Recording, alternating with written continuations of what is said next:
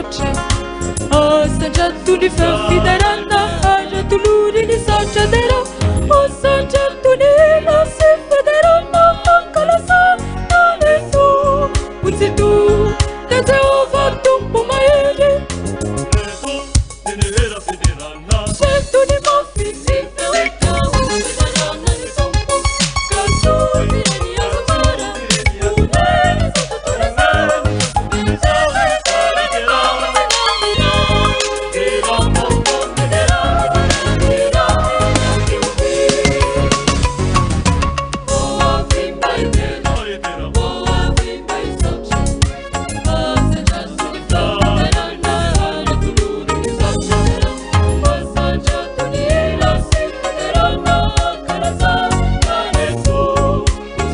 dera ary manandratra azy rehefa onatrentsika ny salamo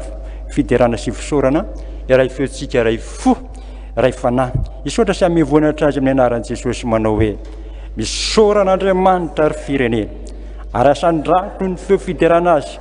zay mampitoetra ny fanantsika amin'ny fiainana ka tsy mamela ny tongotsika angozozo fa efa nyzatoetra anay ianao Andriamanitra efa nanadio anay ianao tahaka ny fanadio volafotsy amin'ny memy efa napititra anay tamin'ny fandrika ianao efa nanisy entana mavesatra tao ambalahanay ianao efa nampandeha ny olona nitsaka ny lohanay ianao nandeha namaky ny avy sy ny rano izahay fa nitondra anay ny voaka ho an'ny fitahiana mahatretrika ianao amen. Ndiny voalohany fahatelo faefatra asandrato avy reniranao kaderao le mpanjaka lehibe zay namorona izao tontolo izao tapahendrena be ataovy amin'ny fono zany ato voninahitr'Andriamanitra isaorantsika sy iterantsika azy.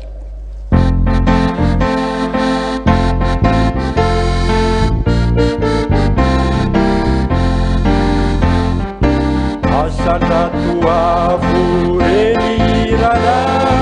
kaderao ilay mpanjaka lehibe zay namorona izao tontolo izao da mipahendrena be ka zao de saotra ira fiderana saotra atolony azy saotra ira fanajana ao ka ho an'Andriamanitra vaderao zay Andriamanitra vaderao izao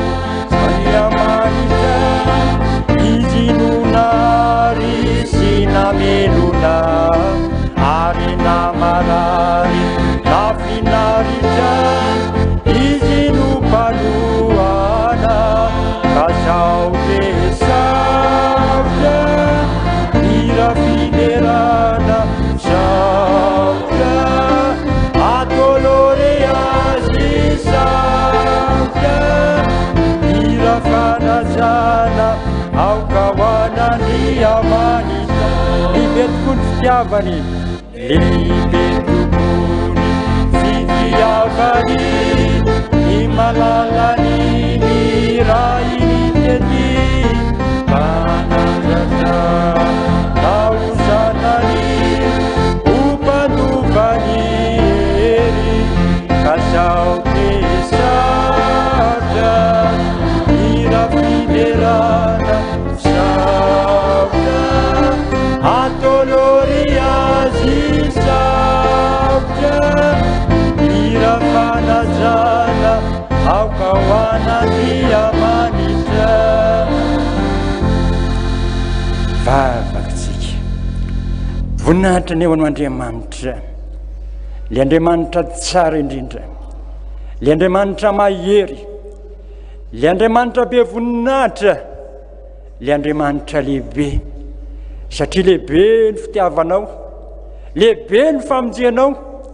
lehibe ny fanavotaonanay tsiraray avy ka na dia ao arany zavatra maro fa mofeto amin'izao tontolo izao amin'ny firenena maro samihafa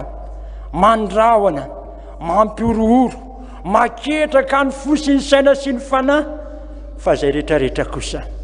mbola naliovanao zay tsy ho azo ny fandringana zay tsy ho azo ny lozy zay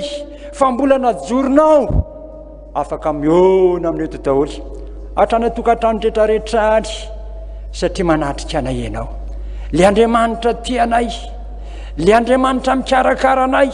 le Andriamanitra manasoany amin'ny zavatra maro atanteraka ny teniny mpanohy salama hoe manisy io zao tontolo zao anie Jehovah fiantrany amin'ny asany rehetra fa ny asanao ankehitriny, le antranao ankehitriny, zany manatona anao, zany miona aminao, zany manandratra anao, zany mideranao. Jesosy eny amin'ny tsirairay avy ianao androany, miara-mivavaka aminay, mampahery anay, sitraka tokoa raha mba hiara-panohy zay, ka io ny kampanajana amin'ny voninahitra anao, anandratra anao, hideranao satria anao le miamboninahitra mandrakarivo, tsy any an-danitra ihany fa na dia ty an-tany kioara. Tompo, tsy mba tahaka ny fanondro-masina rehetra ho an-danitra ao, na ny miaramila ny lanitra, na ny anjely lanitra rehetrarehetra, fa naneny dia tsotsotra ihany, ary mbola tambavady ihany tanteraka ny teny mpanohy salama midiro ambavady amin'ny fisaorana, eo amin'ny kianjana amin'ny fiderana azy, fa eto mbola entiny maneho azany ka dia raisy Jesosy fa vokatry ny fombanao hoe masina, masina, masina Jehovah tompony maro, inka amin'ny voninahiny tany rehetra, any mipetraka tsika rehetra hatrany atokantrano rehetrarehetra any. Dia aloha tsy hangataka ny fanahy masina mialohan'ny hanambarana ny sitrapon'Andriamanitra, 7 boky Fotoam-pifohazana ka nindeha ny fahatelo hoe fanahy masina omidina, jereny olonoso avariny zay matory mba foazo ry fanahy masina Jesova afafazo. 7 boky Fotoam-pifohazana.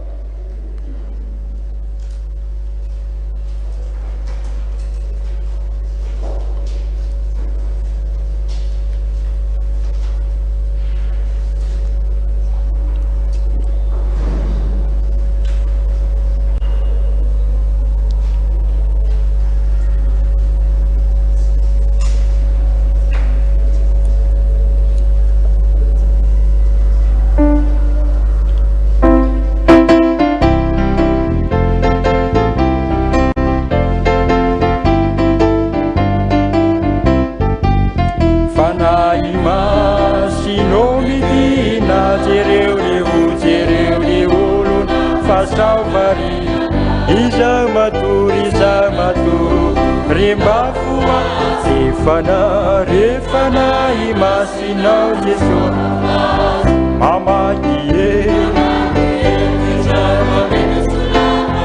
ratos fiakana erikereu ia Jesosy tazatazano ia Jesosy fasao dia lelaka vavakitsika Jesosy io ambara ny teninao, le teninao zay tonga taminay, mampahery anay, mananatra anay, manitsy anay, ary le teny feny fahefana ary mandrava ny asany ratsy rehetrarehetra, mandrava ny aizina rehetrarehetra, nefa kosa manome haino ane sahady ho an'izay reraka, ho an'izay kitraka, ho an'izao fiaina zao, fa ny teny dia tsitra fa iloha Jesosy, le Andriamanitra miteny aminay mivantana, le Andriamanitra efa tonga mpamonjy anay, le Andriamanitra efa nisolo vona anay, ary le Andriamanitra dia rotsaka tsehatra amin'ny fiainany tsirairay avy. Jesosy io sokafany fony tsirairay avy androany, andray ny teninao, le teninao tsy iza fa ianao mahitsy zany Jesosy, ka raha misy marary androany any amin'ny tokantrano rehetrarehetra any, any am-pielezana rehetrarehetra any, andray fanasitranana izy, raha misy reradreraka kosa andray aina izy, aringany amin'ny fanahy masinao mba hiasa eto androany, ampahery anay tsirairay avy amin'ny alala ny teninao, ka dia mitenena anao Jesosy araka ny fombanao, fa vonika izay mpanomponao amin'ny anarany nangatany an'izany, sotra Jesosy, amen. Boky Exodosy toko 7, boky Exodosy toko 7, any amin'ny testamenta taloha any aloha be any, boky faharoa any amin'ny testamenta taloha, Genesis dia Exodosy, Exodosy toko 7, any amin'ny pejy 250 testamenta taloha. Indiny 17 ka hatramin'ny 420, fa zao zaraintsika telo izy io ka ny voalohany aloha dia ny 17 ka hatramin'ny 18 dia toizantsika arak'izay mahamety azy nanambarantsika zany afatr'Andriamanitra maneho ny sitrapony zany amin'ny anaran'i Jesosy rehefa eo anatrehantsika ny tenin'Andriamanitra. Ary hoy Jehovah tamin'ny Mosesy, mifoaza maraina koa ianao dia mitsangana eo anatrehan'ny Farao ka lazao aminy hoe izao nolazain'i Jehovah Andriamanitra ny Hebreo, alefasy ny oloko hanompo ahy fa ankehitriny izao dia alefako ny areta maningana rehetra avy aty amiko, amely ny fonao sy ny mpanomponao ary ny vahoakanao mba ho afantaranao fa tsy misy tahaka amin'ny tany rehetra. Fa ankehitriny raha izao no naninditra ny tanako amelanao sy ny vahoakanao amin'ny areta mandringana dia efa vongotra tamin'ny tany ianao. Kanefa izao indrindra no namparetaka anao dia nampahitanao ny heliko mba ambarana amin'ny tany rehetra ny anarako. Mbola mirery amin'ny oloko ihany ianao, mbola mirery amin'ny oloko ihany va ianao ka tsy andefasy. Indro raha-pitsy toy izao dia ampilatsaka avandra be dia be aho izay tsy mbola nisy toy izany teo amin'ny Ezipta atamin'ny andro nisy sy ny mponina ka mandraka ankehitriny. Koa ankehitriny manaraha mba hanangona fainganany bibinao sy izay rehetra nananao any an-tsaha, fa ny olona rehetra sy ny biby fiompy izay hita any an-tsaha ka tsy hoentina mody dia ilatsahany avandra ka ho faty avokoa. Amen. Ray masino manamasinana amin'ny fahamarinana, tenino amin'ny fahamarinana. Hatreo aloha maneho ny maizy azy Andriamanitra araka ty tantara nanomarina dia anatin'ny loza fahafito amelezan'Andriamanitra ny Eziptianina ato. Maneho ny maizy azy Andriamanitra. Fa maninona moa Andriamanitra maneho maizy azy? Mba ho fantatra ny firenena rehetra ry havana fa Andriamanitra dia Andriamanitra mahery izy, manana ny heriny izy, manana ny fahevana izy, ary manana ny voninahiny sy ny fiandrianany sy ny fahalehibiazana izy. Dia le Andriamanitra nahary zao tontolo zao, le nahary ny tany sy ny lanitra zay rehetra ho aminy mba ho hitan'ny firenena rehetra mihitsy fa Andriamanitra tsisy takasy. Ahoana zany anehoan'Andriamanitra ny maizy azy zany? Voalohany aloha dia zao eo amin'ny firenena zay novidiny. Iza ny firenena zay novidiny? Ny Israely anie zany zay efa nekeny, zay efa nenianany mihitsy ary, efa nampanantenana mihitsy ary tamin'ny alalan'o razambeany dia zao Abrahama, Isaka ary Jakoba. Mbo firenena andray zany fiainana avy amin'Andriamanitra zany, mbo firenena asoavin'Andriamanitra kakato azy amin'ny alalan'ny didiny rehetrarehetra sy ny deniny rehetrarehetra. Mba ho hitan'io firenena io mihitsy ry havana hoe misy Andriamanitra zay nifidy azy ka tokony ho fikirany, tokony ho enony, tokony ho arany, tokony ho tokiny mihitsy. Zay ny mahatonga an'Andriamanitra eto hoe maneho ny maizy azy Andriamanitra. Ary ny faharoa anatin'izany dia ny hoe maneho ny maizy azy Andriamanitra amin'izy amin'ny fahavalony. Iza moa ny fahavalon'Andriamanitra? Fahavalon'Andriamanitra dia zao ireo zay rehetrarehetra nandan'Andriamanitra, manohatra an'Andriamanitra, tsy manaiky an'Andriamanitra, tsy mitandrina ny didin'Andriamanitra ary mampahory ny voavidin'Andriamanitra. Fa eto ny fahavalon'Andriamanitra dia zao Farao ny Eziptianina rehetrarehetra zay nampalompa nreto zanak'Israely rehetra ry havana ka nampahatra azy, nampahory azy, nampijery azy,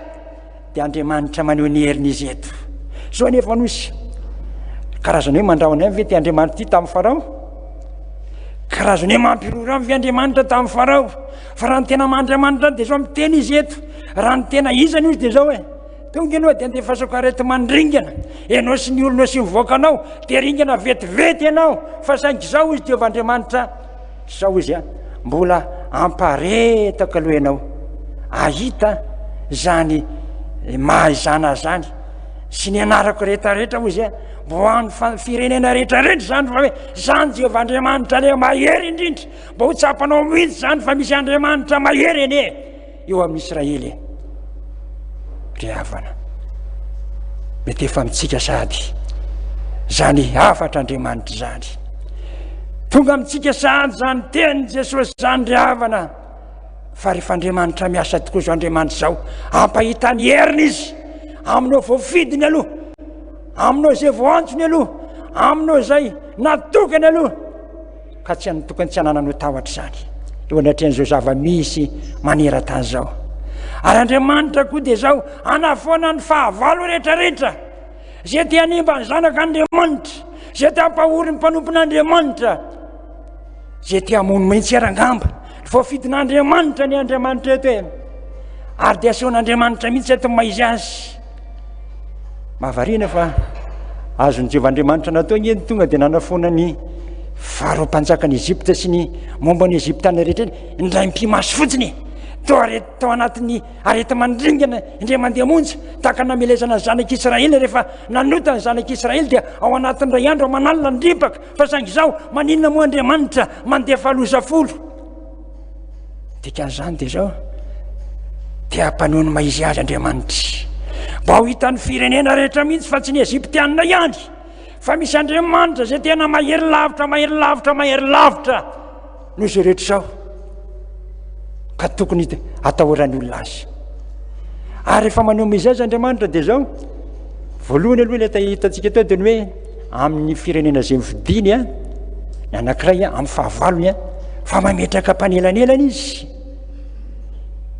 isolo-tenany izy io mpanelanelana azy io misesy mimpanelanelana azy, misesy ny tahaka ny tanan'Andriamanitra zay napetraka Jehovah'Andriamanitra teo amin'ny zanak'Israely, anatanteraka ny maizan'Andriamanitra revana, anatanteraka ny asan'Andriamanitra, anatanteraka ny fahalebiazan'Andriamanitra eo anatrehan'izany rehetrarehetra zany. Mahavariana zany ohatry ny hoe Andriamanitra tena hoe nilolovina mihitsy eto ny Egyptianina amin'ny Andriamanitra azy dikan'izany dia mba ho hitan'ny Egyptianina mihitsy fa tena misy Andriamanitra mahery lavitra no ifareo eto zay nampahory ny zanak'Israely. Tadiko fa eo amin'ny fiainantsika isan'andro hoe inona ny ady rehetrarehetra, inona mampahory anao, inona maketraka ny fony ao, misy Andriamanitra mampahery anao sy miara anao ary mamonjy anao isan'andro anie eo amin'ny fiainanao ka tsy tonga misy ampatahotra anao. Fisatsika ny 9:20 ka hatramin'ny 7:20. Ary zay natahotra ny tenin'i Jehovah teo amin'ny mpanompony Farao dia nampody amin'ny mpanompony sy ny biby no any an-trano, fa izay tsy nandatsaka tao am-pony ny tenin'i Jehovah kosa dia namela ny mpanompony sy ny biby ny tany an-tsaha ihany. Ary hoy Jehovah tamin'ny Mosesy, ainjiro manandrify ny lanitra ny tananao dia isy avandra ilatsaka amin'ny tany Ezipta rehetra dia amin'ny olona sy amin'ny biby fiompy ary amin'ny anana rehetra any an-tsaha eran'ny tany Ezipta. Eo indray dia ny hoe voaharo amin'ny loza ny olona zay matahotra sy manaiky ny tenin'i Jehovah'Andriamanitra. Voaharo amin'ny loza ny olona zay matahotra sy manaiky ny tenin'i Jehovah'Andriamanitra. Eto revana dia mahavariana satria ny Farao angeto no nafasana ny tenin'Andriamanitra nampitandremana nampomano hoe ko ankehitriny izy ny 9:20 dia zao manera ianao olona na mpanompo aingana dia aingana anangona zay momba anao rehetrarehetra na ny bibinao na ny mpanomponao na zay momba anao rehetrarehetra, fa raha zany dia zao potika soringana somaty daholo zany zay mbola tavelana tsy any fa ho avy ny avandra raha pitsy tahaka zao. Fa ny mpanompon'ny Farao zay tsy nieritreretany sy neverina koa rehetra tsara nge zany eo amin'ny 9:20 natahotra ny tenin'i Jehovah dia nampody ny mpanompony sy ny biby no any an-trano. Zany hoe tao amin'ny mpanompony Farao anie zany na dia tsy Israely ary na dia tsy vidin'Andriamanitra rehefa nandeha ny tenin'i Jehovah, rehefa nandeha ny loza zay manambana dia mba natahotra ihany. Iza natahorany? Tenin'i Jehovah natahorany, tenin'i Jehovah natahorany. Ary andao ary atao hoe raha ohatra ary sanatrian'izany reto zanak'Israely reto na dia efa tonga ary zany tenin'i Jehovah zany na dia atao hoe firenena natokana ary ka nisy ny hoe deo tany Ezipta, nisy nandehandeha tany tamin'ny vandim-potoana ny latsana vandry io na nahoana izy ireo maty any izy ireo. Fa eto amin'ny mpanompo Farao dia zao anisan'ny nisy ny ailo nankatoha natahotra ny tenin'i Jehovah ry havana. Tsika koa nge indraindray eo anatrehan'izao ady misy maneran-tany indrindra fety Madagasikara zay tena miombo zany fiovarana zany aretina coronavirus zany, mety mahaketraka ny fo zany, mety mahavalalany zany, mety mampatahotra zany, fa ny akamaroan'ny olona inona natahorany? Tsy matahotra ny Jehovah, fa matahotra olana, matahotra ady, matahotra aretina, matahotra loza. Io ny heveriny falehibe mihoatra lavitra amin'Andriamanitra, heveriny falehibe mihoatra lavitra amin'i Jesosy Kristy. Le Andriamanitra naneho fahagagana, ary Andriamanitra io naneho fahagagana tamin'ny Israely dia zao, mba ho hitan'ny zanaka Israely aloha fa Andriamanitra mahagaga io. Fa zao nefa navarina, rehefa tonga tany amin'ny tany ane zanaka Israely, dinona natahorany? Fahavalo. Izany fahavalo Israely voalohany indrindra, Filistina, tamin'ny alalan'le Golianta goavana be zay niantsisa maraina, nandrahona. Tsy tsaroany zanaka Israely tsony ny fahagagana zay nataon'Andriamanitra tao Ezipta tamin'ny alalan'reto loza folo reto.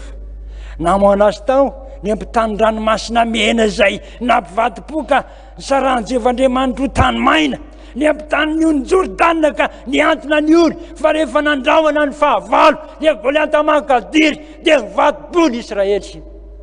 Fa tsy natsiaro ny fahalehibiazan'Andriamanitra tsony, tsy natsiaro ny tahotra n'Andriamanitra tsony, fa ny fahavalo ny heveriny fahalehibe. Eo indray dia tianeo ny maizy azy Andriamanitra amin'ny olona zay matahotra ny teniny. Iza matahotra ny teniny teo zany? An-taniny Filistina manana le fitaovam-piadiana mahery-vaika, mandrahona Israely samaraina. Ankilany zanak'Israely tolakovitra sy mivady-po tamin'ny andron'ny Saoly mpanjaka, etsakilany. Fa zao kosa mpanelanelana n'Andriamanitra Davida, nahoana niketraka amin'ny io fonareo, le mpiandro kely, le natoky an'Andriamanitra, le ampideran'Andriamanitra, zany ady amin'io. Ahoana moa Saoly? Mbola zaza ianao, tsy toanao miady amin'io fa efa zatra mpiady. Fa zao tsory vavolombelona nge Davida, mpanomponao izy ny androny tany an-tsaha, tonga ny liona, tonga ny bera, andehaka ny ondry, dia lasa ny anjehan'ny mpanomponao ka nazominy tamin'ny voziny, dia ny samatsamany ka maty. Ny ondry sy ny bera ozy, ny bera sy ny liona ozy samaty mpanomponao. Fa anisany anankiray tahakireny ozy no amin'io ny la Filistina tsy mifora io. Fijoroana vavolombelona ny amin'ny asa lehibe zay nataon'Andriamanitra. Fa maninona moa mpanompon'Andriamanitra tsy mijoro vavolombelona tsony? Andravany fotoana misy afa-ketraka ny fony, eo anatrehan'ny ady, eo anatrehan'ny fahoriana, eo anatrehan'ny zava-misy eto amin'izao tontolo zao. Satria nahoana? Tsy mba natahotra ny tenin'i Jehovah izy, tsy mba natoky an' Jesosy Kristy zay nahavita fahagagana teo amin'ny fiainana izy ry havana. Pataka izany koa ve tsika? Tena toky fe? Fa zao ny tenin'io Davida mpanao salama io, ao amin'ny salama fahavita amin'ny 20 hoe: na dia misy ady mianatra amiko ary dia manina izy, atoky ihany aho, atoky an'iza? Atoky an'Andriamanitra, atoky an' Jesosy Kristy, atoky an'le mahery. Zany io Davida io tsy mba nanatahotra izy na dia mifono fahavalo ary, na dia nienjehana ary, na dia niantra tamanaina ary, fa natoky an'Andriamanitra izy tamin'ny fiainany rehetrarehetra. Tsara ma ho antsika mpanompon'Andriamanitra zany, ho an'ny kristiana rehetra maneran-tany, zany teny zany ry havana. Ary mba fianarana ho antsika koa, fa na dia mpanompo amin'ny farao ary, mba natahotra amin'ny tenin'i Jehovah, dia mba voary koa ny momba azy rehetrarehetra, hatramin'ny mpanompony, hatramin'ny olony, hatramin'ny bibiny, hatramin'ny fananany. Fa rehefa tena matoky amin'ny tenin'Andriamanitra ny antsika, Jesosy io tsy antra amintsika ny loza rehetrarehetra, fa ny tenin'Andriamanitra feno fahefana. Fahatelo farany, indiny fa 7 ka hatramin'ny 9 amin'ny anaran'i Jesosy. Tena naintitra misesy manandrify ny lanitra ny teny, ary Jehovah nanisy kotrokorana sy havandra, ary nisafo ny fanaretra-dretsaka ozy teny ambony tany. Ary Jehovah nandatsaka ny havandra tamin'ny Ezipta, dia havandra sy afo ny fandrombandrombona tany elanelany ny havandra, dia mafy indrindra zany ka tsy mbola nisy toy izany tany amin'ny tany Ezipta rehetra ary zay nafirenena azy. Ary ny havandra namely zay rehetrarehetra tany an-tsaha, na olona na biby foky eran'ny tany Ezipta rehetra, ny anana rehetra tany an-tsaha dia nasiny ny havandra koa, ary ny azo rehetra tany an-tsaha no tapatapahany. fatao amin'ny tany Gosena izay nitoeran'ny zanak'Israely ihany no tsy mba nisy avandra aminy. Zany ry havana, zany ny herin'Andriamanitra tsy azo tohaina, zany ny tanan'Andriamanitra rehefa miasa tsy azo akanana, tsy azo sakana zany. Feritrainy zao tontolo zao, feritrainy Madagasikara amin'ny koronavirus mandamaka, miombo, miamitombo, fa maninona ry havana, rehefa teny hiasa Andriamanitra ny andatsaka ny vandrany samy teny aminao fa rotony io koronavirus io. Ny Egyptianina rangeny tena mipotipotehana mihitsy, ny Egyptianina rangeny tena ravaravany mihitsy mifahavalo ny Israely, fa inona mifahavalo ny zanak'Andriamanitra amin'izao fotoan'izao dia voly mandefa fitaovana ampiororo aketraka amin'ny fon'ny olona, andrignana ny olona, amon'ny olona, avalaketraka ny olona, ka tsy atonga n'Andriamanitra, ka tsy atonga ny olona tsony atahotra n'Andriamanitra, fa variana ijerin'ny olana, variana iaino anatin'ny fahoriana sy ny ady, fa tadio fa rehefa mitaraina ianao dia tonga Andriamanitra any ao ny heriny izy andravaravany zany fahavalony zany rehetrarehetra zany. Fa eny dia zao voaro amin'ny loza sy voavonjy ny olon'Andriamanitra. Eo amin'ny 1920 izy amin'ny voaro eto zanak'Israely tao amin'ny tany Gosena, niandra tamin'ny Egyptianina daholo ny loza folo rehetra reny prea. Fa ny zanak'Israely kosa amin'ny tany Gosena voaro sady voaro ao Egypta daholo eny zany, ao Egypta eny zany zanak'Israely nandritra ny 700 taona fa natokan'Andriamanitra entinareo satria firenena vodiko, anehoako ny heriko, anehoako ny maizia, anehoako ny Mandriamanitra, ara-pahitako ny fahavalonareo ny tena mahazana fa tsisy antra aminareo zay loza rehetrarehetra amelezako ny Egyptianina hozy evy Andriamanitra. Mahavariana zany ry havana, miaro ny azy Andriamanitra, ary zao ny teny Jesosy, tsy nampialanareo amin'izao tontolo zao fa maninona, hierovana anareo tsy kasiany ratsy, nandositra izy anao, nandositra izy vao tonga ny zao koronavirus ao be dia be ny olona nitsopinenany taony ny anatsimo, taony ny anavaratra, taony ny akandrefana nandeha tongotra, tsy nalala visana na dia lalana 300 kilometatra raha vita ty tongotra, ka tsy natokany teny tompo nierovana anao tsy kasiany ratsy, nierovana anao tsy kasiany ratsy. Ary zany io planin'Andriamanitra io, tena ampitan'Andriamanitra mihitsy hoe tia ny anaty tia kosa ny tsy anahy, dia atonga ny teny hoe ataoko tsy mitovy izy maninona, manompana tsy manompana, havako izy ny marina sy ny tsy marina, manavaka ny Andriamanitra ry havako manavaka Andriamanitra. Ary ny Gosena dia zao toerana zay natokan'Andriamanitra ametrahana ny zanak'Israely, ametrahana ny voafidy, hierovana ny voantso, hierovana zay rehetrarehetra ao an'Andriamanitra zany. Izy Gosena io, Gosena amin'ny fiainantsika rehetrarehetra dia zao ianao le nanolo tena an'Andriamanitra, ianao le napetraka Andriamanitra hitoetra anaky ny teniny,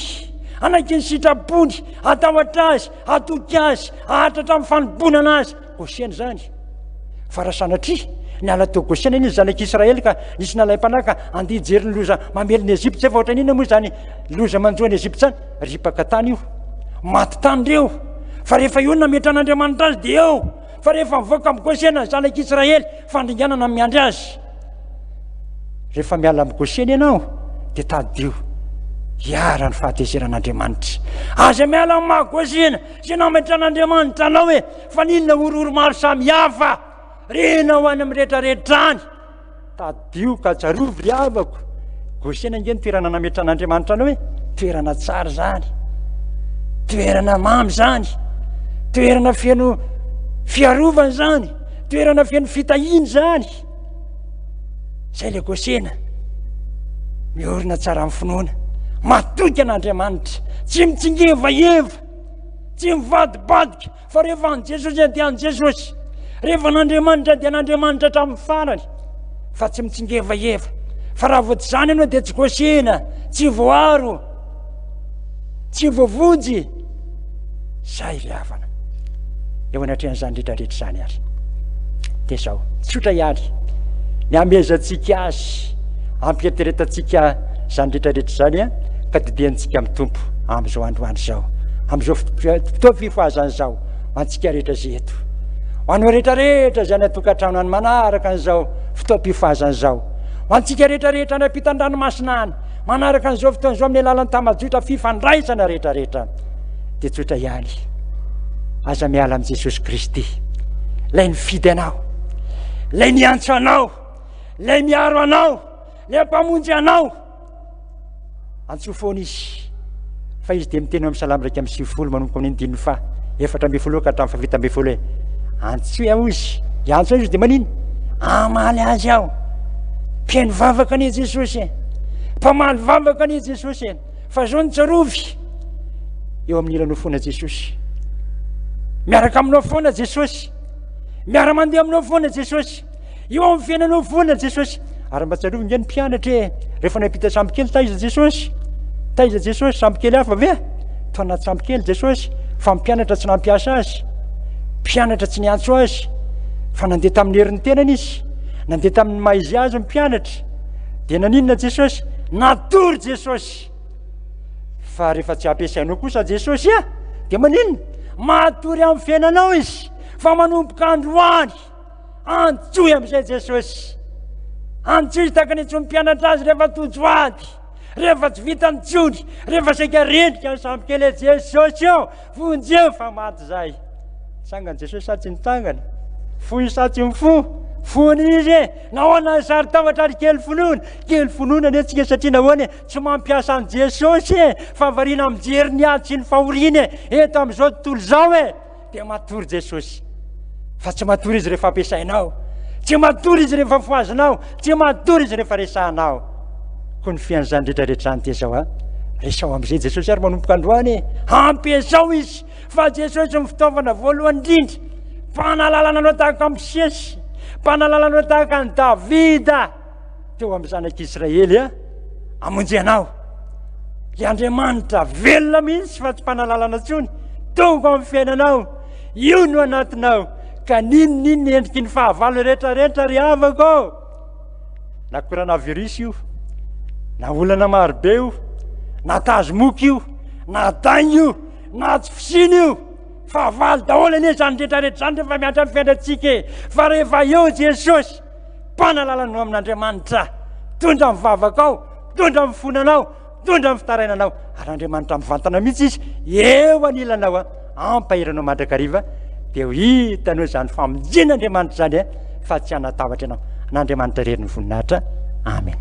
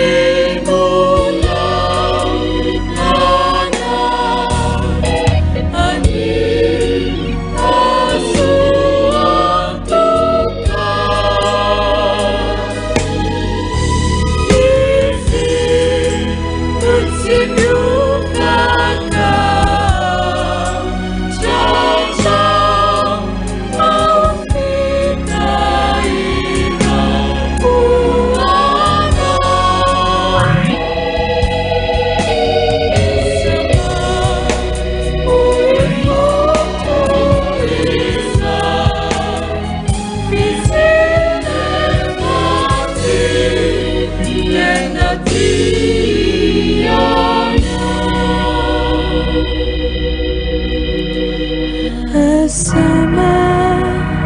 uifutuisa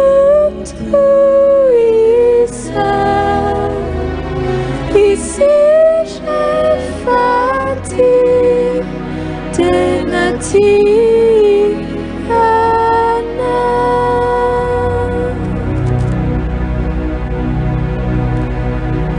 Andetsika totika amin'ny tompo ry havana samy eritreritra andiny teno anatrehan'izany afatra Andriamanitra zany a samby tsy mieritreritra hoe zavy anisan'ilay natoky an'Andriamanitra, anisan'ilay nino tahaka an'reto mpanompon'ny farao reto ka nampody ny olony sy ny bibiny izy, sa kosa le feno tahotra, le be fanahina, le mitsingevaheva amin'ny finoana, le mora miororo totika mitombotsika andiny tena amin'ny 27 FFPM. Ary mitahotra ao ry olona safoe, inona mahosanao e? Maketraka ny ary io daholo zany androany zay lazainy tomponao tsy ho to rehefa miteny Jesosy e zao tanteraka daholo zany fa maneky azy mino azy ny fisetonona dia reny avy koa inona daholo ny sentinao mampalelanao mampamofoanao reny avy koa zay andretrarehetra zany ny feo mifitaraina rehefa mitaraina ny enao tsarovy mainy Jesosy tsangantsika andiny voalohany andiny fahefatritsika andoalika toy le ry tombo tsara mba mijery am'izay reny mba jereo am'izay Jesosy hoe mahantra ane zay reraka ane izy am'izao ady rehetrarehetra zao hoe orany eny fona tahaka ny mamofo zay toano am'izay izahay ho fay daholo ny hevitray misambaravoara fiantahotra tsy mamatoky anao tsy mamatahotra anao ho fay daholo zany ka atoroany am'izay zay izorany mba inony anao am'izay Jesosy hoe andoalitsika indiny faefatra.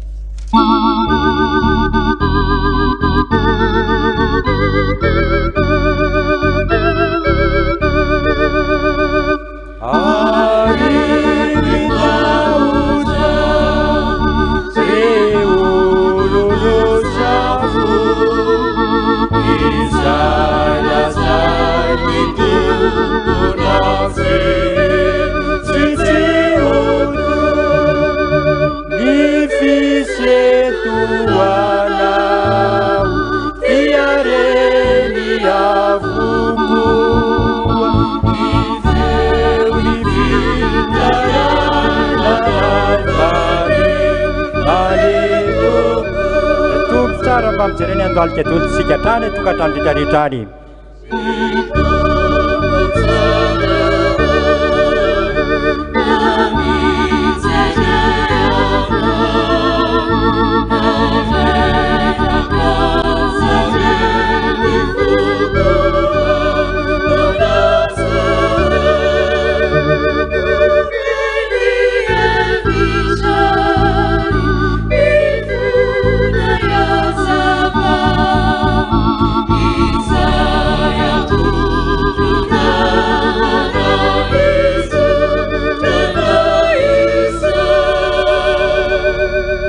Samy vavaka tolontsika rehetrarehetra toraka amin'ny tompo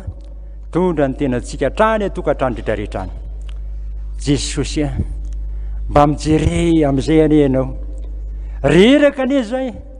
eo anatrehan'ny ady eo anatrehan'ny fahoriny eo anatrehan'ny olany eo anatrehan'ny retiny mila mofo mahintsy ary leniny everina fa lehibe everina fa mahery satria mandribadribaka mandamaka tompo fa lehibe lavitra no ireny ianao maheno lavitra no ireny ianao fa tsaingy tsy mba inonay indraindray tsy mba itokinay indraindray tsy mba teneninay indraindray Jesosy fona aminao zay satria indraindray zay tsy manatsiaro tsony fahagagana zay efa nataonao tamin'ny fiainana tsiraray avy tsy manatsiaro tsony fanafana zay efa nanafanao tsiraray avy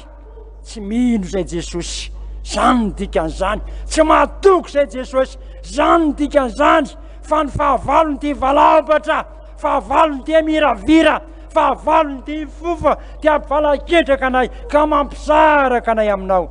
mamelany eloko tsiraray avy Jesosy malala fa ketraka angeny fonay ory angeny fanahinay mahantra anay zay Jesosy ara olona mahantra diny meno mpano salama miaino ianao meno anay ianao androany anafaka anay amin'ny fandrika rehetrarehetra anafaka anay amin'izay rehetrarehetra mety mampiororo anafaka anay am'izay atahotra any anaty rehetrarehetrany anafaka anay jesosy am'izay rehetrarehetra tsy fahamarinana ny anaty rehetrarehetrany ary fonana aminay kony malagasy rehetra mpiray firenena mpiray tanindrazana mpiaramona aminay tompo mandeha amin'ny tsy fahamarinana tia tena tia kolikoly tia tsy marina rehetrarehetra jesosy tia fanompoatsampy falazaina fa mbola manota vady any ny gasy matotongo zay zavatra zao fony zay jesosy satria le fanompoatsampy tena fady indrindrany e zany teny alanoa kanefa malagasy mpiray firenena mpiray tanindrazana aminay te mbola manompo sampy any mahatonga ny taninay mahantra ka hiara ny fahatezeranao mamindrao fo malagasy rehetra jesosy a tsy fantatra izay ataonay misaotra jesosy eo anatrehan'izany kosa jesosy a te voly ane jesosy a mamafy irike amelezana anay e te voly ange jesosy tompo mampiroroka mampatahotra anay e mampiala anay aminao jesosy a efa nifidy anay mpanompo ianao jesosy nanomezanao anay fahefana entinay mandroaka mandevina manapotika mandorony asany te voly rehetra araka ny teninao hoe misy afo melo azy ka mandevina ny fahavalo manodidina fa nanao ny rivotra oirana izy le lafo mpanompo fa Jehova Andriamanitra ao dia afo mandevina ary zao famantarany zao nanaraka azy mino amoka dia amin'ny anarako izy teny amin'ny fiteny zay tsy mbola any izy handray menarana izy ary na dia sotra zava-mahafaty ary izy tsy hampaninina azy zany dia hoy ianao hoe toero ny devoly dia andao anareo izy ko amin'ny anarany Jesosy Kristy velona va Nazareta ny Andriamanitra tompon'ny fahefana rehetra ny an-tanitra sy etetany zay dia mandidy anareo ary Satana mialinareo dia voly mpampiro rehetrarehetra mpamafyloza rehetrarehetra mpamafy aretina rehetrarehetra ta Madagasikara ty any amin'ny firenena rehetrarehetrany tena amin'ny anaran'i Jesosy may amin'ny afomasiny Jehova ianareo ravarava daholo ka tsy manan-kery lasa mandeha miverina any am'izay mipiranareo any tsy mandravarava ny taninay tsy manapotipotika ny taninay miala daholo ny asany devoly rehetrarehetra tsy manam-pahefana mivoakana malagasy rehetra ianareo amin'ny mpanompon'Andriamanitra tsy ravatra any ampitan-dranomasina any mialinareo Satana fitaovana zay fironinareo entina amelezana tsy sambiny zany fa potipitehanay ravaravana any amin'ny farimy rehetra mandrakizay any efa anjara voalatrareo may levina any nareo any Jesosy zay any Jesosy mandrakizay sotra Jesosy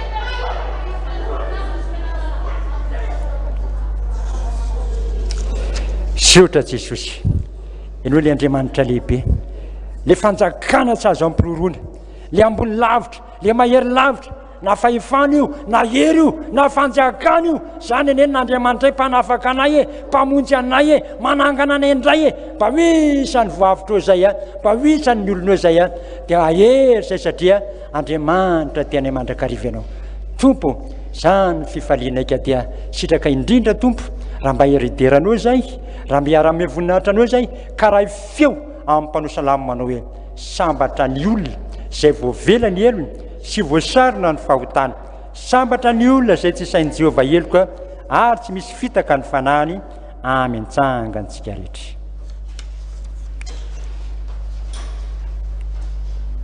mino an'Andriamanitra ray sy tomponao ny lanitra sy ny tany aho ary mino an' Jesosy Kristy zana ny lahatokana tompontsika zay nitorotorona tamin'ny fanahy masina nateraka Maria Virgine nijalina nanapaka Pontio Pilato nomboana tamin'ny hazo fijaliana matika analevina nidina tany amin'ny fiainatsita nitsangana tamin'ny maty tamin'ny andro fahatelo niakatra ho any an-danitra mipetraka kavandriamanitra ray tsy toho avy amin'ny eviny tsara mivelona sy maty mino ny fanahy masina aho fiangonana masina manerana izao tontolo izao fiombona ny olona masina famelan-keloka fitsangana ny tena maty ary ny fiainana mandrakizay amen ny foko no mifaly fanavotana voaelika ho very fanafahanao nomenao lovako ny lanitra fonena ny voavitra ny indiny voalohany any efatra ny telopolo amby zato fifohazana vao mipetraka tsika rehetra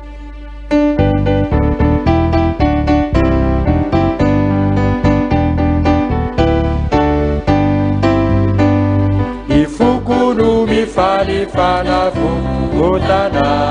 voaeloka ho very fanafa ana nomenako lovako ny lanitra fonena ny voavitra tsy nietsy no ifaliako fazafazabonana rety Jesosy no Ny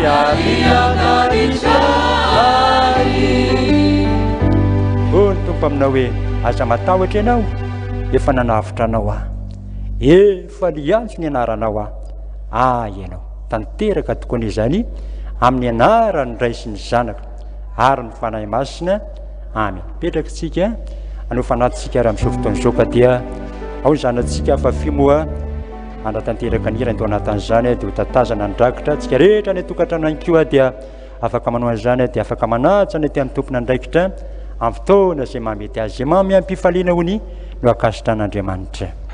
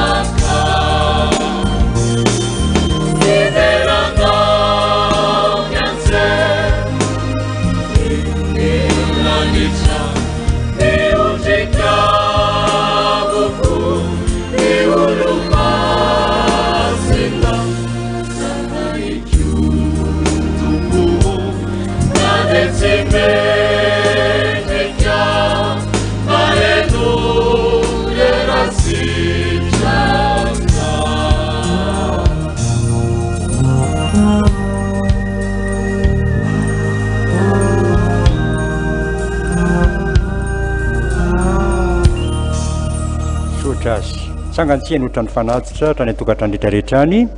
mamiko indrindra Jesosy arantsika fihetsika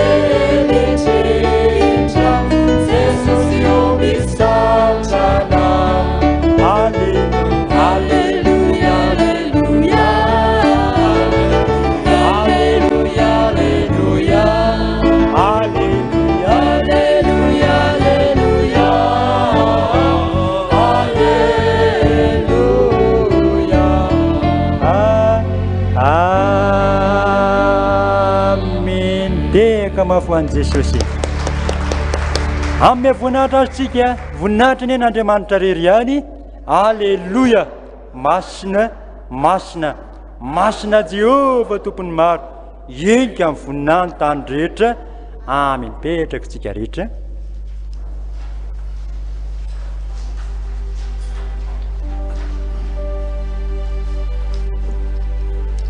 dia mbola ampitombona amintsika ny riavana ny fahasoavana fiadanana avy amin'ilay Andriamanitra ray sy Jesosy Kristy tompontsika dia toy izao indray ireo mpanompon'Andriamanitra nanefa ny voadiny tamin'ity alarobia fa 17 volana May ity 2024 amin'ny anaran'i Jesosy tsy misy soratra ray alina ariary misaotra betsaka Jesosy ny amin'ny fitiavanao anay Jesosy io ovay tena olom-baovao izahay vola 20,000 ariary rako mpitsaorana misaotranao aho Jesosy ny amin'ny fitahina lehibe nasehoanao anay telo mianaka fa dia afaka ny asa foana na dia teo aza ny sakana marobe indrindra ny arety mandoza amin'izao fotoana izao mifona aminao raha izao vao manefa ny rako mpisaorana anao Jesosy mangataka aminao a Jesosy mba ataovy raikitra avokoa ireo asa vaovao izay mbola ho avy indrindra ny fiainako amin'ny clientko androany fiainako amin'ny clientko androany arivo indro vola kely 40,000 ariary amin'ny tranony dada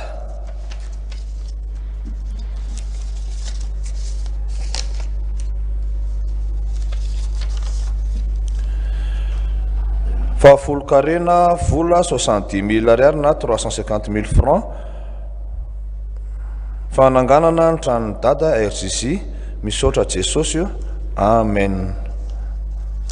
dia toy izao indray riavana ireo mpanompon'Andriamanitra nanefa ny voadiny tamin'ity andro an'ity dia voninahitra n'Andriamanitra rery ihany amen sangantsika aloha arivavaka noho ny amin'ny voady izay tanteraka teo misaotra Jesosy ka nady ao anatin'ny amiana ao anatin'ny sarotra ao anatin'ny manahirana ary dia tsapanay fianao ny mianisan'andro ianao ny mefitra ny amin'ny zavatra maro ianao mikarakaranay dia faly izay ka afaka tonga teto nanolotra ny tenanay toa natrenao tahaka ny fanatitra velona mazina sitrakao tamin'izao fanimpompanazao ka dia tao kosa zay rehetrarehetra nanao savanao anay ka tompo natolotra mpandrosoana ny asanao anoanana ny asanao na tamin'ny vivady zany na tamin'ny fahafolo-kareny zany na tamin'ny fisaorany zany dia fifaliano anay zany satria nanoan'izany taminay ianao dia ampahany tamin'izany mba narotsaka ho an'ny asanao tompo tamin'izay rehetra nanao soavany ho anay indray na dia nyherinandro inaraka dia sitrakay raha nkasitraka anao zay ka samy iray feo daholo ianao hoe misaotra Jesosy eo anatrehan'izany kosa ny etaeta be dia be ho anatin'ny amehana moa indraindray ny asa voafetra misy ny tsy miasa tompo indraindray misy ny zavatra mampahoro misy ny tsy ampy na dia ny teo ampilatanana tahirana inge lany ihany rehefa tonga ny fetra eo anatrehan'izany indrindra maro ny etetan'reto mpanomponao reto hatrany atokantrano rehetrarehetrany tany ampitandranomasina rehetrarehetrany mba tiana hoentiny eto anatrehanao ka angatana Jesosy mba amalinao vavaka ny tsiray varaka ny teny hoe mpiaino vavaka ianao hoe mangatady omena fa raha misy ho ianao ety ambony tany azy romonjy mifanaiky angataka zavatra amin'ny anarako dia ho azona avamrako izay ny an-dany izany tsy mba rotsony izay voaka rehetrarehetra na ny eto any atokantrano any ampitan-dramasina rehetrarehetra any dia samy iray feo zay samy iray fo zay samy iray fanahy zay tompo ka samy anao ny etaetany daholy eto anatrenao ka samy anao hoe Jesosy eno ny vavakay amen mazoterana eny arika dia tonga amin'ny fitsorana vavolombelontsika raha ihany angamba raha mety tsy fantako zay efa fandaminana tany amin'ny dadatany dia vavaka milohan'izany dia faranambavaka fanizanana zany aloha dia andolontsika aloha no hira anankiray fito amby folo amby zato fifazana angandiny voalohany hoe faingana jiro ny faneva ry tanora any Jerosalema faingana raha eto ny jiro anazavany lalama koa dia miomana zay jiro vavolombelona dia mandrosa avy hatrany eto ambany eto anatanteraka an'izany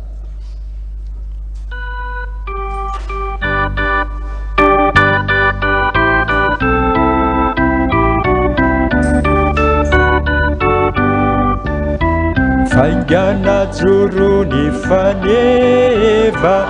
ry tanorany Jerosalema faingana reto ny jiro anazavany lalamaka faingano faingana ry namako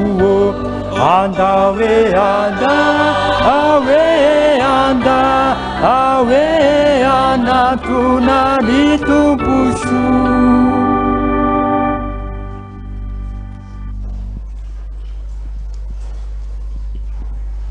ivavakitsika Jesosy Kristy tompo malala mbola faly zay Jesosy mamefinaritra anao mamihaja anao misaotra mankasitraka anao Jesosy no fitiavanao famonjenao ijoro vavolombelona ao Jesosy anambara reo fitahina famonjena valombavaka zay narotsaka ny meno anay menakavy kely tamin'ity confinement aoka Jesosy ho voninahitra ny narinao zany ianao no ametraka ny teny ambavaka misaotra Jesosy voninahitra ho an'Andriamanitra ray sy Jesosy Kristy tompo misaotra anao Jesosy Kristy tompo amen voalohany indrindra aloha ry havana dia miarabantsika amin'ny anaran'i Jesosy zavatra ijoroako vavolombelona amintsika ry havana dia zao tamin'ity arety mandringana Covid-19 ty dia tao anatin'ny confinement dia nandray valombavaka be ny tenako izay menakavy kely tena hoe nandray valombavaka fitahina famonjena fahasoavana betsaka anankiray aloha voalohany indrindra ry havana dia zao ny vadiko dia mpiandry efa ela ny vadiko efa nitokanina tany amin'ny 2002 dia nanahira-tsaina ahy vadiko tena nanahirana verisaina ary zay ary havana dia teneko hoe mpiandry fa saika namoy fo mihitsy tamin'izany tamin'ny vadiko satria mpiandry izy tokanina tamin'ny 2002 verindalana izy tena hoe nangatsika tsy misy hafanana tsony etra tsara hoe tsy mba mahita azy mivavaka zany tsy manao asan'Andriamanitra izy efa ela be zany tsy hoe vo roa taona izy na telo taona tsy manao asan'Andriamanitra fa efa taona maromaro dia tsy manao asan'Andriamanitra izy tsy mianatra izy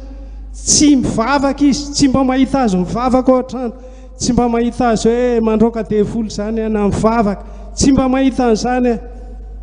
dia volo moa nalainy abaraky eto tiany ratsy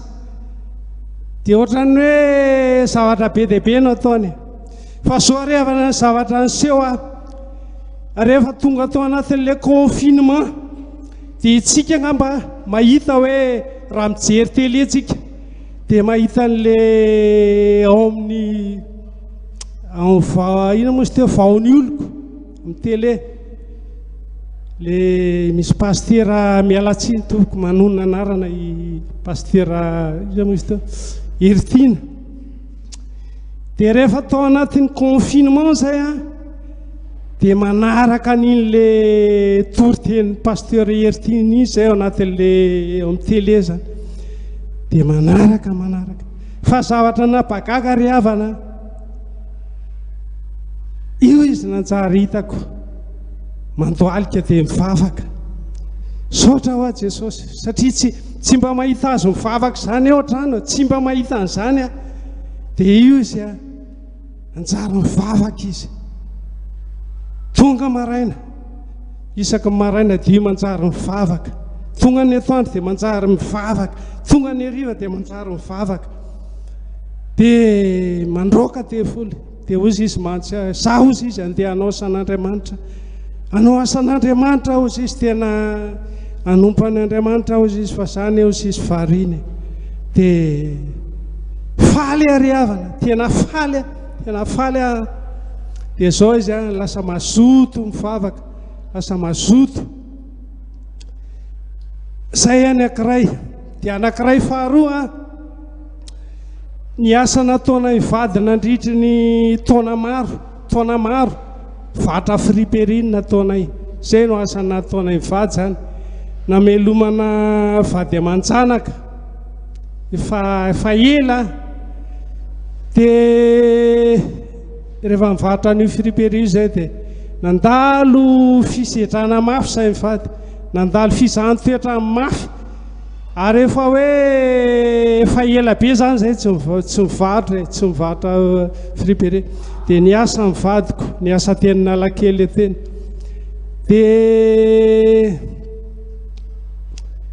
dia nandalo fizahany-toetra dia nijanona le friperi dia za moa nangataka valim-bavaka tamin'i Jesosy inona ho a Jesosy no asa ataoko sam-pivelomana dia ny valim-bavaka amin'iny Jesosy dia hoe verina amin'ny asanao taloha ianao vatra friperi dia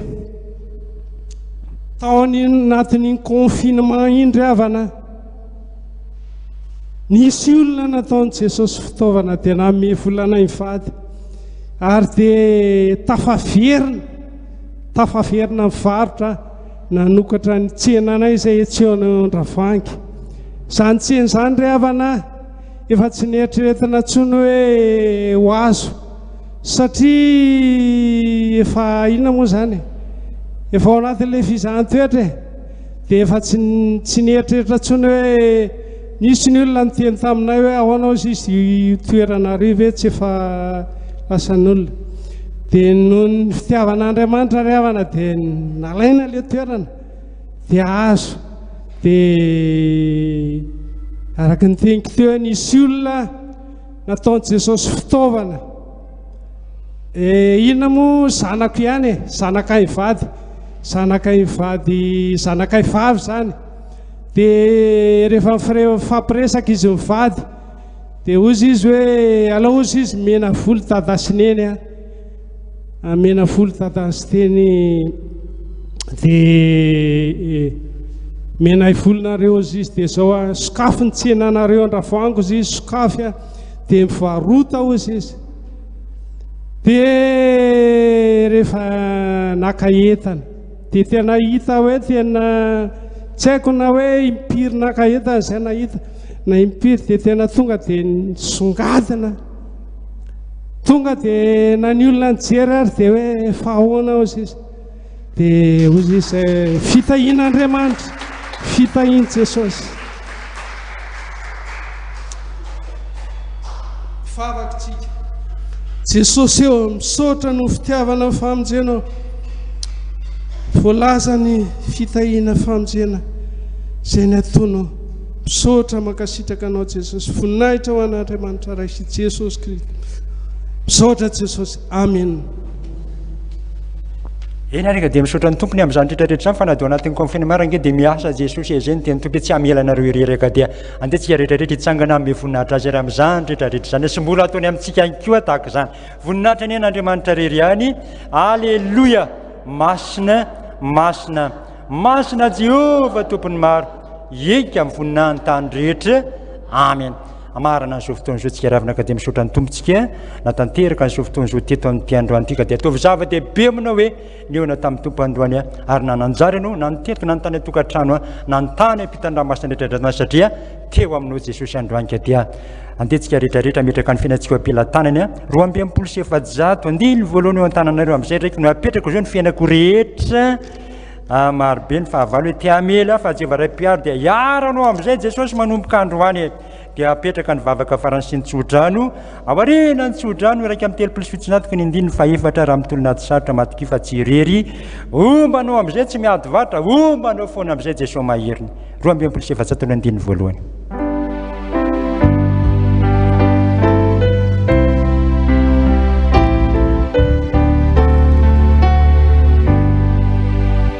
Eu atanhanao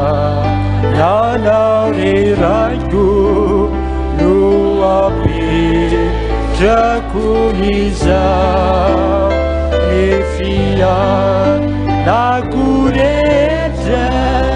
mba taio ny zanaka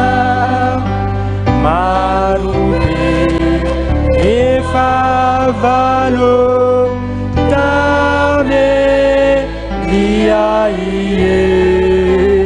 rizeo varai piaru baru vinawane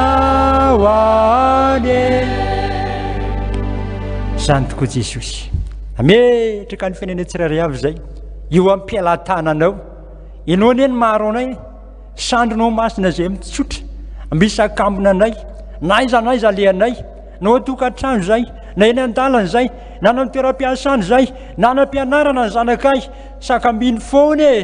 fa mba tsy sakasika anay zay rehetrarehetra ady rehetra eto amin'izao tontolo zao na aretony io na lozy io na fandringanana io tsy antra aminay zany araka ny teninao foana hoe tsisy lozanjoanao na aretina anaiky ny lainao misaotra Jesosy mankasitraka tamin'ny fiarana teto mankasitraka tamin'ny fampiarezana Jesosy ary mankasitraka ihany koa tompo tamin'izay rehetrarehetra mbola ataonao amin'ny tsiraray avy mbola nasavanao amin'ny tsiraray avy mbola nambinanao amin'ny tsiraray avy na dia anatin'ny fioboana ary ny tsiraray avy ady angenao hoe fifarotanena angenao Jesosy akivina angenao sentony eo fa rehefa aozaka mivavaka rehefa aozaka miantso rehefa aozaka mideranao tonga fony angenao Jesosy maneho fahagaganao satria Andriamanitra mahagaga zany ny anaranao tsy mbola miovanao na dia mandraka androany dia metezaka mba ny fahagaganao amin'ny olona rehetra botaka izany koa eto kosa Jesosy mbola etetany tsiraray avy tiana mba loharana manginy eto anatrehana na ny eto zany na nanatokantrano zany na nanam-pitan-dramasina rehetrarehetra zany anginy zay nanderay minitra ary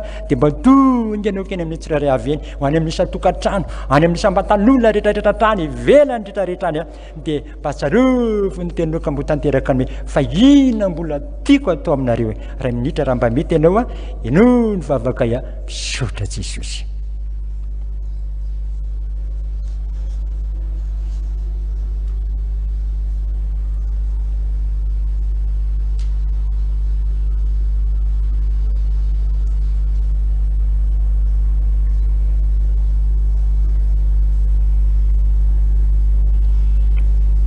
Misaotra Jesosy reo ny vavaka maro ary tonoho ny tsiraray avy na ny teto zany na ny tany atokantrano zany na ny tany ampitan-dranomasina zany tonga anatrehana daholo ny vavaka rehetrarehetra ny faniriany rehetrarehetra ny etaetany rehetrarehetra Jesosy toy ny zany ho anatrehan'Andriamanitra rainao satria ianao ny mpitondra ny vavaka ianao mpitondra ny fonanay rehefa mifony zay ianao mpitondra ny fitarananay rehefa mitaray zay satria ianao lefa nanaintaina ianao lefa nangirifiry ianao lefa ory ianao lefa nijaly vokatry ny fanavotana famonjena naika nitondra takaitra mahitsy ianao tondra olatra mihitsy ianao ka rehefa tonga anatrehan'Andriamanitra rainao tompo dia zao hiady vatra ianao tombo hitondra ny vavaka rehetrarehetra, tondra ny fonany rehetrarehetra, tondra ny fitarainany rehetrarehetra, ary efa mba iseho le mariky ny olatra, mariky ny takaitranao ka hitazana Andriamanitra ray, dia mba ndray famonjena daholo ny mpanompona tsirairay avy, andray valimbavaka daholo ny mpanompona tsirairay avy, arak'izay nankatany teo, arak'izay nanindrisy nanonana azy dia mba tanteraka amin'ny tsirairay avy ny teniny hoe tongava aminareo arak'izay riny fonareo. Misaotra Jesosy, tahio daholo ny tsirairay indray andeha any amin'ny fiainany rehetrarehetra, nomba azy ianao, hiaro azy ianao malagasy rehetra Jesosy, arovy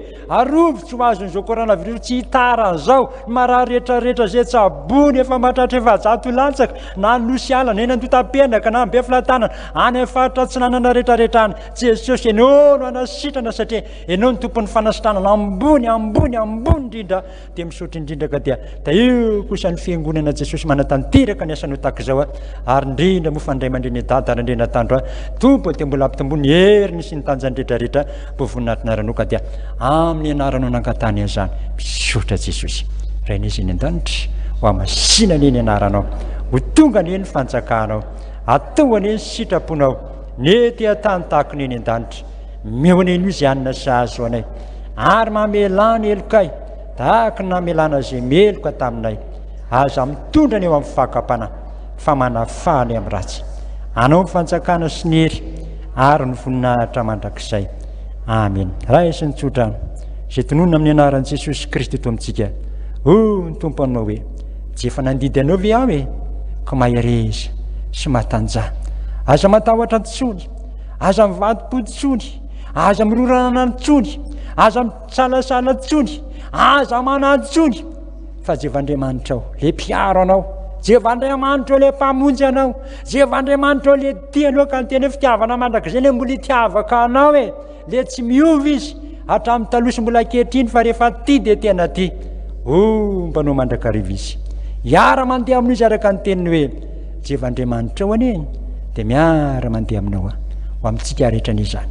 Noho ny amin'ny fahasoavan'i Jesosy Kristy eto amintsika, atanteraka ny tenin'ny apôstôly Paoly, fahasoavan'Andriamanitra ane mbola natoy izao anahy, mbola natoy izao antsika zany, mbola hikarakarana antsika zany, mbola hiarovana antsika zany, mbola nanombinana antsika zany, mbola hitahina antsika zany, ary ny fitiavan'Andriamanitra ray mbola hitiavana anao sy ny fampiraisina avy amin'ny fanahy masina, le fanahy mahero ny tompo fa tsy fanahy osaka, zay toeran'ny fanahy ny tompo, ny toeran'ny fahafana, mbola hanafaka anao, mbola hampahery anao, ary mbola hitahirona amin'ny sitrapony dery any. Misaotra Jesosy, anao Jesosy ny dera ny aja amin'ny voninahitra hatramin'ny toloha sy mbola ankehitriny, aranao mandrakizay. Amen. Raha mitolonahady sarotra madiky fa tsy irery, ombanao amin'izay tsy miady varotra ombanao Jesosy mahery, ataovy amin'ny fonao zany efa linao sy anantenanao azy mandrakariva.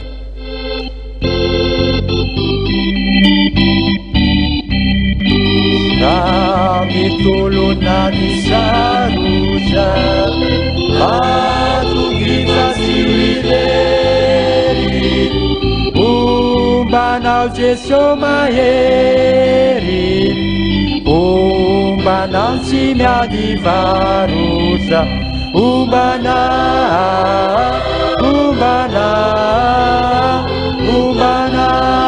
ane Jesosy, ombana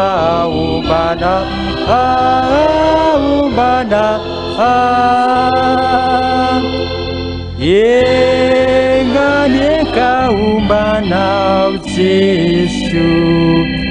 Teka mahafanjesy fankasitrahantsika azy azy amin'ny voninahitra azytsika mafy dia mafy voninahitra ny en'Andriamanitra rery any. Alleluia, masina Jehova tompony maro, enka amin'ny voninahiny tany rehetra. Amen. Ny tompo aminao hoe aza matahotra n'ilay malala indrindra, fiadanana ny eo anao, mahereza tanteraka tokoa an'izany amin'ny anarany ray sy ny zanaka ary ny fanahy masina. Amen. Petraka kely vetivety, ny asa moa zany dia tsy satria somary efa lasa amin'ny fotoana ka antsika rehetra zay milasa dia efa misy moa maraim-bavoa dia mamonjy an'izany daholo atsika tsirairay avy dia misaotra antsika rehetrarehetra zay tonga nanatrika an'izao fotoana izao hoe sorana koa ny sampana afafia nanana fanafotoana teto sorana ny teknisiana sorana dolona ny tokatrano rehetrarehetra tany a nyanam-pitandramasina rehetrarehetra any ary